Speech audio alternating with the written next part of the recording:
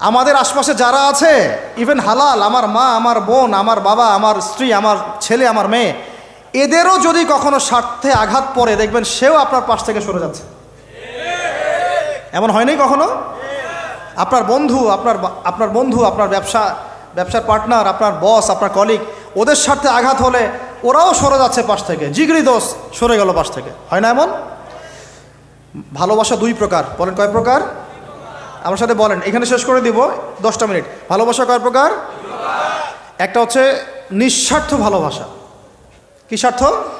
কোনো স্বার্থ নাই, নিঃস্বার্থভাবে ভালোবাসা।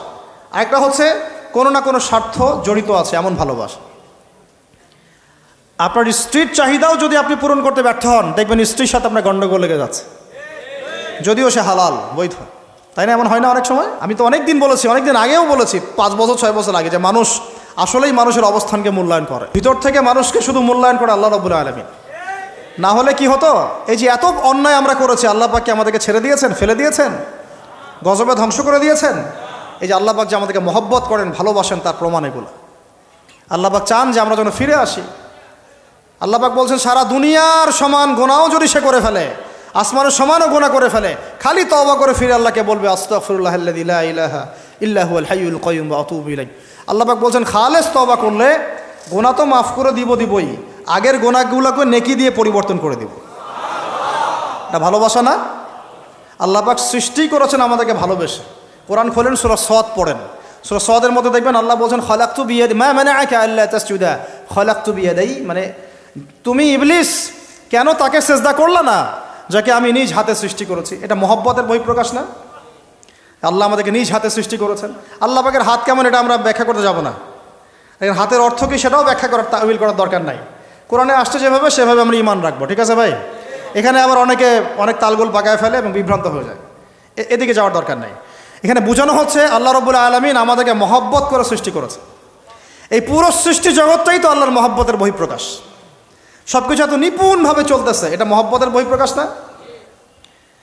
আমি আপনাদেরকে নিয়ে যদি কোনোদিন কক্সবাজারের সৈকতে তারা দেখাতে পারতাম, তাহলে আমি বুঝাইতে পারতাম আপনাদেরকে যে এই মহাবিশ্বটা ঠিকই আছে কীভাবে। তারার মধ্যে একটা গাণিতিক ক্যালকুলেশন আছে যেটা সবাই জানে না। যারা একটু অ্যাস্ট্রোনমি নিয়ে পড়াশোনা করেছে তারা জানে। আপনার মানে মাথার বিবেকই উল্টায় যাবে যে এত সূক্ষ্মভাবে কিভাবে আল্লাহ রাব্বুল আলামিন এই মহাবিশ্ব সৃষ্টি করলেন। এক চুল এদিক ওদিক হলে পুরো বিশ্ব কায়নাত ধ্বংস হয়ে যাইত। এটা কি আল্লাহ পাকের মহব্বতের বহিঃপ্রকাশ না? আল্লাহ পাক তো বরং বলেছেন পুরো সৃষ্টি পরিবারটাই আল্লাহর আল্লাহর পরিবারের অন্তর্ভুক্ত। সুবহানাল্লাহ। এমনকি আল্লাহ পাক আমাদেরকে বলেছেন, তোমরা জমিনবাসীর সবার উপর রহম করো। ইরহামু মান ফিল আরদ ইয়ারহামুকুম মান ফিস সামা। তোমরা সবার উপর রহম করো, দয়া করো। দয়া, রহম এটা তো মহব্বতের একটা অংশ। তোমরা সবার উপর দয়া করো, রহম করো, মহব্বত করো। এটা কি হবে? তাহলে আল্লাহ পাক আসমানে যিনি আছেন, আল্লাহ পাক তোমাদের উপর রহম করবে ইনশাআল্লাহ। তা আমরা সেই মহান সত্তার ভালোবাসার থেকে বের হয়ে হারাম এই যৌন ভালোবাসার দিকে যাওয়ার চেষ্টা করেছি।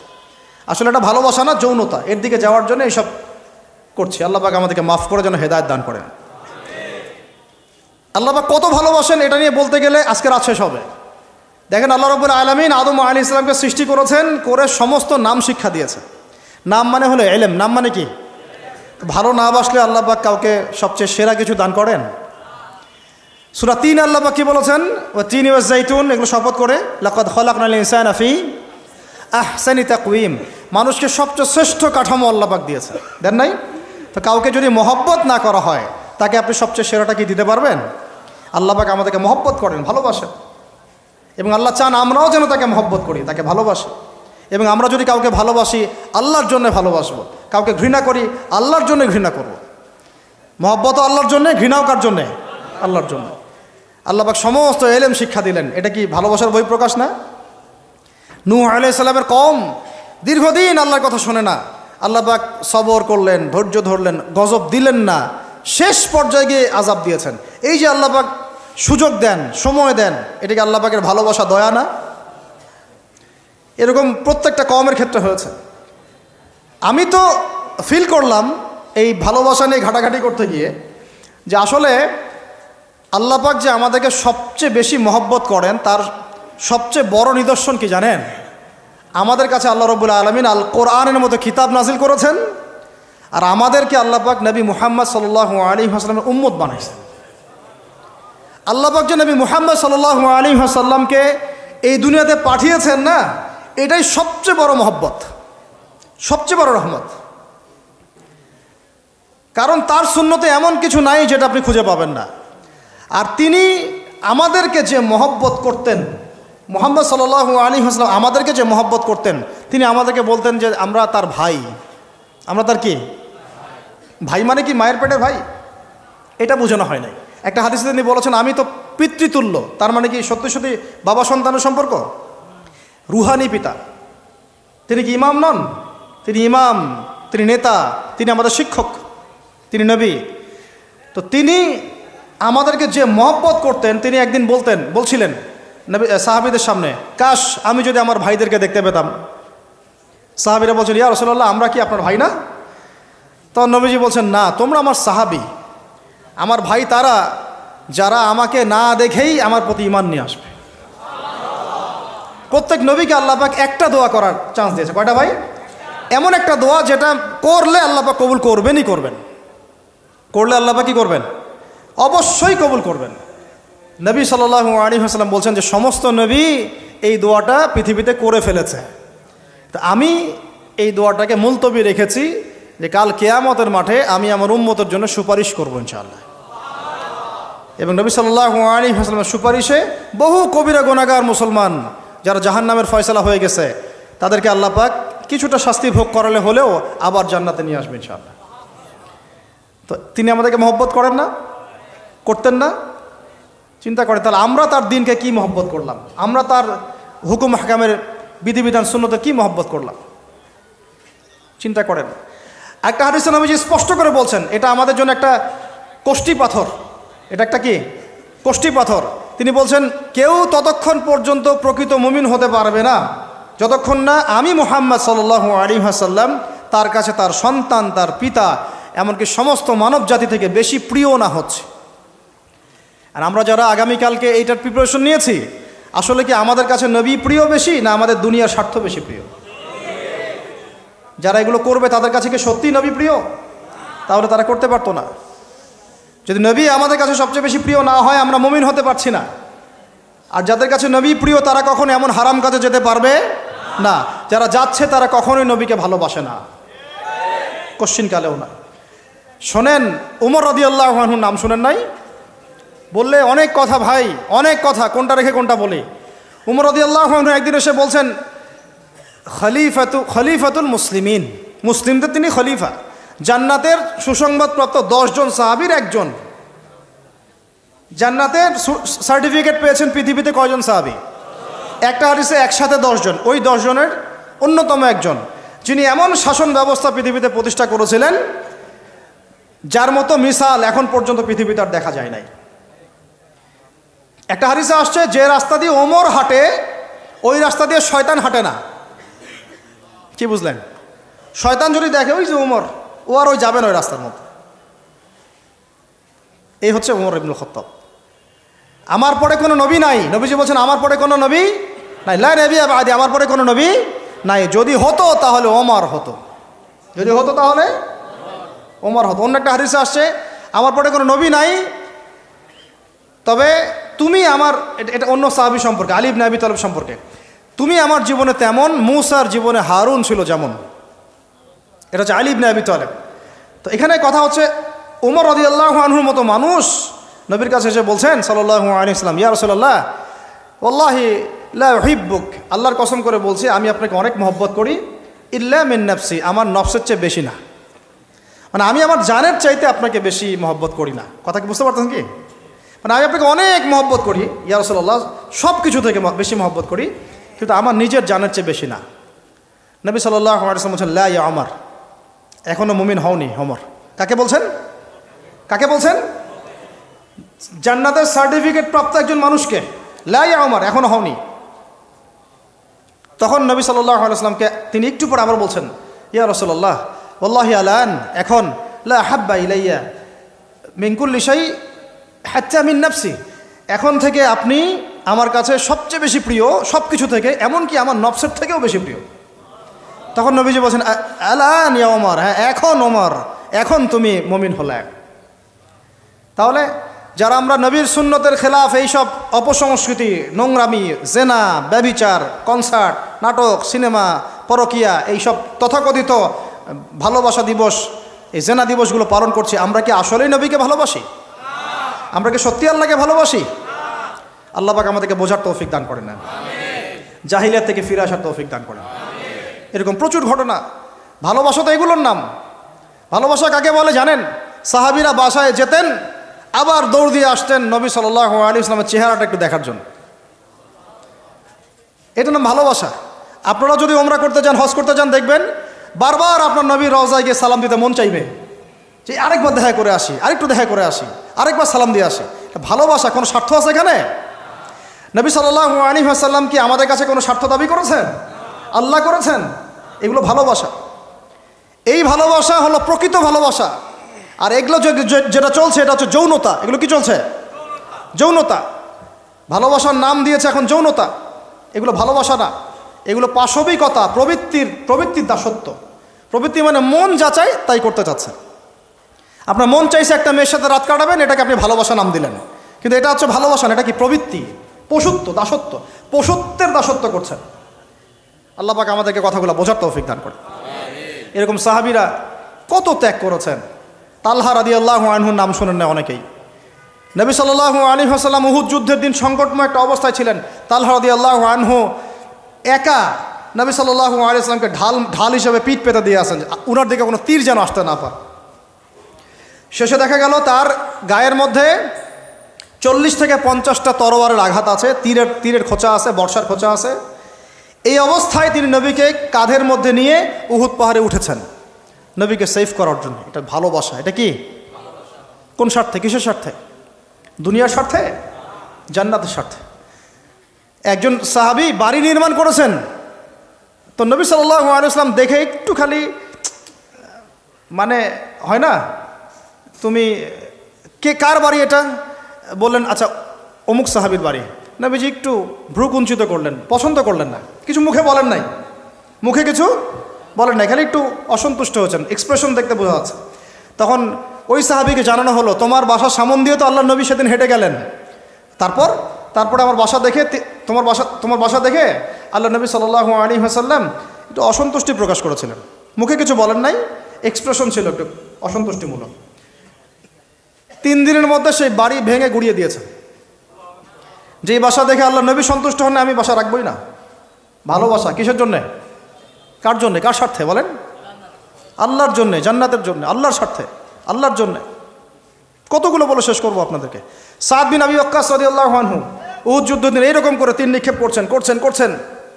আল্লাহ নবী বলছেন, ইয়া সাদ, হে সাদ, তীর ছুড়ো, তোমার জন্য আমার পিতামাতা কুরবান হোক। আশপাশে 9 জন ছিল, তার মধ্যে একজন করে শহীদ হতে শেষে 2 জন বেঁচে থাকলো, সাদ বিন আবি ওয়াক্কাস, তালহা বিন ওবাইদুল্লাহ রাদিয়াল্লাহু আনহু। এগুলো তারা কেন করেছেন? ভালোবাসার জন্যে। ভালোবাসা এগুলোর নাম। কতগুলো বললে শেষ করবো আপনাদেরকে বলেন। নবী সাল্লাল্লাহু আলাইহি ওয়াসাল্লামের কাছে একজন সাহাবী আসেন ইসলাম কবুল করতে এসে হাতের মধ্যে কিছু বালা আংটি থাকে না, এগুলো ছিল, এগুলো খুলে ফেলে দিয়েছেন নবী সাল্লাল্লাহু আলাইহি ওয়াসাল্লাম, খুলে ফেলে দিয়েছেন।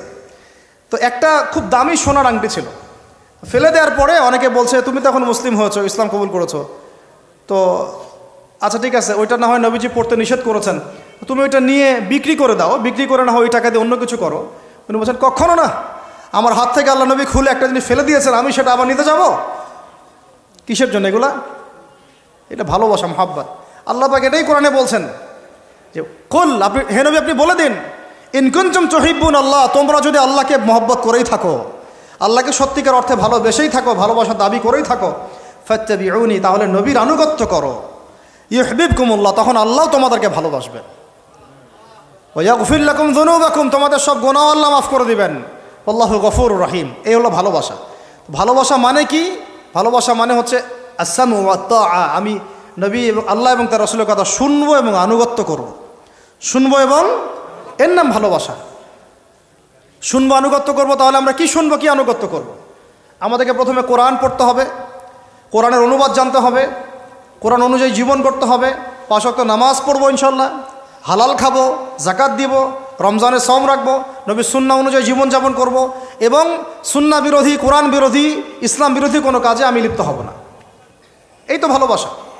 এই ভালোবাসা যদি বহিঃপ্রকাশ ঘটাতে আমরা ব্যর্থ হই, নিজেও ধ্বংস হব, পরিবারও ধ্বংস হবে, আমাদের পরের প্রজন্মও ধ্বংস হবে, সমাজও ধ্বংস হয়ে যাবে। আমরা নবী সাল্লাল্লাহু আলাইহি ওয়াসাল্লামের শেখানো রাস্তার বাইরে যাব না ইনশাআল্লাহ। আমরা আল্লাহ রাব্বুল আলামিনের মহব্বত শুধু মুখে দাবি করবো এমন না, কাজে প্রমাণ করবো ইনশাআল্লাহ। আমরা তার রাসূলের মহব্বত শুধু মুখে দাবি করব না, কাজে প্রমাণ করবো ইনশাআল্লাহ। আল্লাহ এবং তার রাসূলের বিরোধী কোনো কাজে আমি কোনোদিনও লিপ্ত হব না ইনশাআল্লাহ।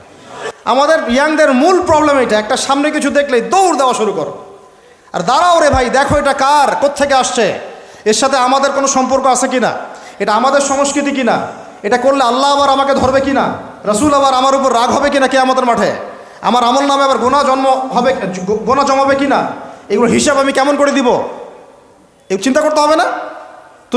তুমি তো ভাই মুসলিম পরিবারের যুবক, মুসলিম পরিবারের যুবতী, তোমাদের দ্বারা তো এটা আশা করা যায় না। অন্যরা করুক, সেটা না হয় আলাদা বিষয়, আমরা ওগুলো দেখতেও চাই না কে কী করে। 1993-তে এটা বাংলাদেশে আসে, আবার বাংলাদেশে আবার ডাবল জাহেলিয়াত আসছে, কীরকম, যেটা আবার অন্য কান্ট্রিতে আসে নাই। বাংলাদেশে এই দিনে আবার আরও একটা দিবস একসাথে, ওটার নাম পহেলা ফাল্গুন। কি নাম বলেন? এই দুইটা মিলে এখন উদযাপন হবে কালকে থেকে। তো এই উদযাপন করতে আপনাদের সাগর পারে সব ভিড় জমায় ফেলছে, হোটেল সব বুকড, 3 গুণ 4 গুণ ভাড়া। মাশাআল্লাহ, আপনারাও তো যারা হোটেল মালিক আছেন এই সুযোগ লুফে নিচ্ছেন। হ্যাঁ, ব্যবসা বেশি হবে, তারপরে খাওয়া দাওয়ার হোটেলের প্রাইস বেশি হবে। শোনেন, একটা হারামকে কেন্দ্র করে যা কিছু অর্জন করবেন সব হারাম। একটা হারামকে কেন্দ্র করে যা কিছু অর্জন করবেন আপনি সবই হারাম। বরং এখন আপনার বলা উচিত ছিল, ইমানদার হলে, আমার হোটেল আজকে বন্ধ, আমি এই দিবস উপলক্ষে ভাড়া দিই না। সাগরের সামনে তারা এগুলো করতেছে, সাগরের এক একটা ঢেউ এটা সাক্ষী থাকতেছে। এই সাগরের এক একটা ঢেউ, যে ঢেউ আল্লাহর হুকুমে আসে, আল্লাহর হুকুমে চলে। আপনি ইমানদার মানুষ, আল্লাহর বান্দা, আল্লাহর মুমিন বান্দা, আপনার জন্য আল্লাহ সাগরের তলদেশে অসংখ্য নিয়ামত রিজিক দিয়ে দিয়েছেন, আমাদের জন্য দিয়েছেন, ওকে আমাদের অনুগত করে দিয়েছেন। দাঁড়ান আপনি তার সামনে, ও বিনয়ের সাথে আপনার পা ধুয়ে দিবে। সাগর বিনয়ের সাথে আপনার কি করবে? পা ধুয়ে দিবে। আর এই সাগরকে আল্লাহ যদি কোনোদিন বলেন এইখানে এরকম এই অশ্লীলতা হয়েছে, বেহায়াপনা হয়েছে, জেনা হয়েছে, ব্যভিচার হয়েছে, সমকামিতা হয়েছে, এই সাগর তুমি এই সমস্ত এলাকাবাসীকে ধ্বংস করে দাও, কি করবেন সেদিন? ঠেকাতে পারবেন? আমি কাউকে সন্তুষ্ট করার জন্য কথা বলছি না, আর কারো অসন্তুষ্টির পরও আমি করছি না। যেটা হক সেটা আমাকে বলতে হবে, কারণ যদি আমি না বলি ওই গজব আসলে আমি সদ্য ধ্বংস হয়ে যাব। আল্লাহ পাক চাইলে এক দিনের মধ্যে এমন সুনামি দিতে পারেন, পুরা কক্সবাজার কেন বাংলাদেশ পানির তলে চলে যেতে পারে। এই জায়গাকে বেছে নিছে এই জেনা দিবস পালন করার জন্য।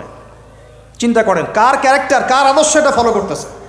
আল্লাহ পাক কোরআনে বলেছেন, লাকাদ কানা লাকুম ফি রাসূলিল্লাহি উসওয়াতুন হাসানা, তোমাদের মধ্যে আল্লাহর নবী মুহাম্মদ সাল্লাল্লাহু আলাইহি ওয়াসাল্লামের মধ্যেই আছে সর্বোত্তম আদর্শ। আর এই দিবস পালনের মধ্য দিয়ে আপনারা ওই সেন্ট ভ্যালেন্টাইন্স ওর আদর্শ ফলো করতেছে। বলি নাউযুবিল্লাহ। হাদিসে নবীজি বলছেন, আল মারউ মা'a মান আহাব, যে যাকে ভালোবাসবে। অন্য হাদিসে আসছে যে কম যার সাদৃশ্য অনুসরণ করবে তার সাথেই তার হাসর হবে। তাহলে আপনারা তার সাথে হাসরের প্রিপারেশন নিতে থাকেন। কার সাথে হাসর করতে চান চিন্তা করা যায়। আনাস রাদিয়াল্লাহু আনহু বলতেন যে আমি আল্লাহর নবীকে ভালোবাসি, আমি আবু বকরকে ভালোবাসি, আমি ওমরকে ভালোবাসি রাদিয়াল্লাহু আনহুম আজমাইন। যদিও আমার আমল তাদের মতো নয়, তারপরে আমি আশা করি এই ভালোবাসার খাতিরে আল্লাহ তাদের সাথে আমাকে হাসর করাবেন। চিন্তা করা যায়। আজকে একটা হাদিস পড়ছিলাম যে কিয়ামতের মাঠে শহীদরা পর্যন্ত ঈর্ষান্বিত হবে, নবীরা ঈর্ষান্বিত হবে একদল মানুষকে দেখে, যে আল্লাহ পাক তাদেরকে নূর দিবেন, চেহারা আলোকিত হয়ে থাকবে। তারা শহীদ হয় নাই, তারা নবীও ছিল না, বরং তারা তাদেরকে দেখে ঈর্ষান্বিত হবে। আল্লাহ পাক বলবেন, এরা আমার সেই সব বান্দা যারা একে অপরকে মহব্বত করত শুধু আমার সন্তুষ্টির জন্যে। আর আমরা জেনাকে মহব্বত নাম দিয়েছে। এখন আমি এই জায়গাটা থেকে একটু ভিতরে যাই। দেখেন, এই 1993 সালে এটা চালু হওয়ার পর থেকে কি হলো, আসলে হলোটা কি দেখেন। হলো মানে কি, একটু মনোযোগ দাও আমার দিকে তোমরা ইয়াংরা। যখন এটা লাইসেন্স পেয়ে গেল, পৃষ্ঠপোষকতা পাচ্ছে, তখন আসলে হচ্ছেটা কি? একটা জিনিস লাইসেন্স ছিল না, পৃষ্ঠপোষকতা ছিল না, মানুষ অল্প কিছু মানুষ করতো, সেটা আলাদা বিষয়। আর যখন একটা বিষয়ে মানে আপনি ঢাকঢোল পিটায়ে উদযাপন করতেছেন, তখন এটা একটা কি পেয়ে যায়, একটা আনুষ্ঠানিকতা পেয়ে যায়, একটা লিগালাইজড হয়ে যায় জিনিসটা। মনে হয় যে ওটাই মনে হয় করণীয়, ওটা যারা করছে না ওরাই মনে হয় ব্যাকডেটেড, এমন হয়ে যায় বিষয়টা। হলো কি তারপরে হলো ছেলে মেয়েদের ফ্রি একটা মিক্সিং শুরু হয়ে গেল। ছেলে মেয়ে মানে আল্লাহ পাক যে বলেছেন যে তোমরা দৃষ্টি নিচু করো, এটা যে কোরআনে আছে যে একটা গায়রে মাহরামের দিকে চোখ পড়লে যদি খারাপ চিন্তা চলে আসে চোখটা কি করো, নিচু করো, ছেলে হোক মেয়ে হোক। এই আয়াত কোরআনেই পড়ে থাকলো, চক্ষু নিচু করো তো দূরের কথা, চোখে চোখ রেখে এখন কিস করতেছে মনে করেন বিষয়টা, তাই না? কথা কি বুঝতে পারেন? আল্লাহ পাক কোরআনে বলছেন, আমি শর্ট করে বলতেছি যেটা আপনাদের টাইমটাও মানে একটা ফ্যাক্ট, আপনারা বাসায় গিয়ে পড়ে দেখবেন। আল্লাহ পাক কোরআনে বলেছেন ওয়ালা তাকরাবা হাযিহিশ শাজারা, একটু বোঝার চেষ্টা করেন। এই কথাটা আল্লাহ পাক বলেছেন আমাদের পিতা এবং মাতাকে, আদম আলাইহিস সালাম এবং হাওয়া আলাইহিস সালামকে। দেখো তোমরা জান্নাতের সব জায়গায় ঘোরো, খাও, কোনো সমস্যা নাই। ওয়ালা তাকরাবা হাযিহিশ শাজারা, এই গাছে উঠবা না, কথাটা এমন না। এই গাছের পাতা ধরবা না, কথাটা এমন না। এই গাছের ফল টান দিও না, কথাটা এমন না। এই গাছের ছায়ায় বসিও না, কথাটা এমন না। আল্লাহ পাক বলছে ওয়ালা তাকরাবা, এই গাছের কাছেও, আরো জোরে বলেন, এই গাছের কাছেও যেও না। ফল খাওয়া তো দূরের কথা, গাছে উঠা তো দূরের কথা, গাছের নিচে বসা তো দূরের কথা, কাছেও সেম কথা আল্লাহ পাক সূরা বনি ইসরাঈলের মধ্যে বলছেন ওয়ালা তাকরাবুজ জিনা, তোমরা জেনার কাছেও। বলা হয় নাই যে তুমি দেখা সাক্ষাৎ করো না, ভ্যালেন্টাইন্স ডে পালন করো না তথাকথিত, তুমি ওর হাত ধরো না, তুমি ওর দিকে খারাপ নজরে তাকিও না, তুমি ওকে কিস করো না, তুমি সব করো কিন্তু মানে বিশেষ কাজটা করো না, তার সাথে অন্তরঙ্গ মিলিত হয়েও না, এগুলো বলা হয়নি। কি বলা হচ্ছে? ওর কাছেও। আর আমরা এখন কাছে যেও না আল্লাহ কোরআনে বলেছেন, আর সমাজ বলতেছে এটাই হলো কাছে আসার গল্প। এটা কি কাছে আসার? তাহলে কোরআন একদিকে যাচ্ছে, সুন্নাহ একদিকে যাচ্ছে, আপনার ইসলাম একদিকে যাচ্ছে, আল্লাহ একদিকে, রাসূল একদিকে, সমাজ। তাহলে নিঃসন্দেহে এই সমাজের উপর আল্লাহর বরকত নাজিল হবে, আল্লাহর রহমত আসবে। এটা বোঝার চেষ্টা করেন। এরপরে কি হলো 93 পর থেকে ফ্রি মিক্সিং বেড়ে গেল। এখন দিবস পালন, আপনি তো পরিবারের পিতামাতাও মেনে নিচ্ছে যে আরে এটা তো ছেলেমেয়েরা এখন করেই, সমস্যা কি? ফ্রি মিক্সিং বেড়ে গেল। ফ্রি মিক্সিং বাড়া মানে জেনা বাড়া, এখন অবৈধ সম্পর্ক বেড়ে গেল। কেউ এটাকে জেনা মনেই করবে না, জেনা হয়ে গেল সহজ, একদম সহজ। যেই জেনার কারণে সমাজে এমন মহামারী নেমে আসে, এমন রোগ নেমে আসে যেটা আগে কখনো ছিল না। কে টিকতে পারছে? ফেরাউন টিকতে পারছে? নমরুদ টিকতে পারছে? কে টিকতে পারছে পৃথিবীতে? আদ জাতি, সামুদ জাতি, কওমে নূহ, কওমে শুআয়ব, কে টিকতে পারছে? এখনকার নব্য যারা ফেরাউন, নব্য নমরুদ, নব্য আবু জাহেল, এরাও টিকতে পারবে? কোশ্চিনকালেও না। দেখেন তারপরে ফ্রি মিক্সিং বেড়ে গেল, প্রেমিক প্রেমিকা কপতি যুগল বিনিময়, যুগলবন্দি হচ্ছে। তারপরে জেনা বেড়ে গেল, পরকীয়াও বেড়ে গেল। জেনাও বেড়ে গেল, পরকীয়াও বেড়ে গেল। অথচ কোরআন বলছে জেনা করলে কোরআনের শাস্তি হচ্ছে 100 বেত্রাঘাত দিতে হবে। কতটা? আর ওইটা আপনি দিবস পালন করতেছেন এখন। আল্লাহ বলছেন এটা করলে 100 বেত্রাঘাত, আর 1 বছরের জন্যে ওই এলাকা থেকে নির্বাসন। এটা কোরআন বলছে, সূরা নূরের আয়াত 2 নম্বর 3 নম্বর আয়াত। এটা বলছে কোরআন, কথা বলছে এটা। আর সমাজ বলতেছে আসো কাছে আসার গল্প, আরও জেনা করো। আল্লাহ বলছেন কাছেও যেও না, আমি বলছি এটাই কাছে আসার গল্প। এরপরে বাড়লো পরকীয়া, এর সাথে আরও বিভিন্ন সিরিয়াল, হিন্দি সিরিয়াল, এইটা স্টার জলসা, জি বাংলা দেখে দেখে আমাদের একদম মাথাটা খারাপ হয়ে গেল আর কি। বাসায় বউ, বাইরে আরও 3-4টা, বাসায় স্বামী, বাইরে 3-4টা। এই সমস্যাটা রেয়ার না, অনেক বেশি ঘরে ঘরে ঢুকছে এটা এখন। এই হলো আমাদের অবস্থান। এরপর আমরা দাবি করতেছি আমরা মুসলমান, আমরা মানে মরার সাথে সাথেই জান্নাতে চলে যাবো, নাউযুবিল্লাহ। চিন্তা করা যায়?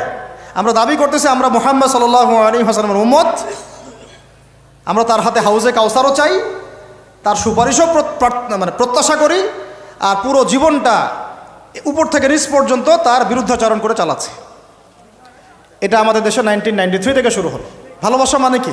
স্বার্থ ত্যাগ করে তার স্বার্থ দেখা, তাই না? সম্মান। ভালোবাসার ডেফিনেশন কি? ভালোবাসা মানে কি?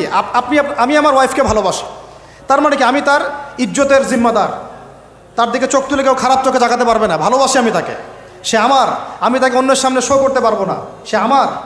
ভালোবাসা মানে আমি তাকে বিশ্বাস করি, আমি তাকে কি করি? বিশ্বাস করি, তার প্রতি আমার আত্মবিশ্বাস আছে, কনফিডেন্স আছে। ভালোবাসা মানে আমি তাকে সম্মান করি, আমি তার সম্মান বুঝবো। এরা ভালোবাসা সংজ্ঞা দিল, ভালোবাসা মানে হলো যৌনতা।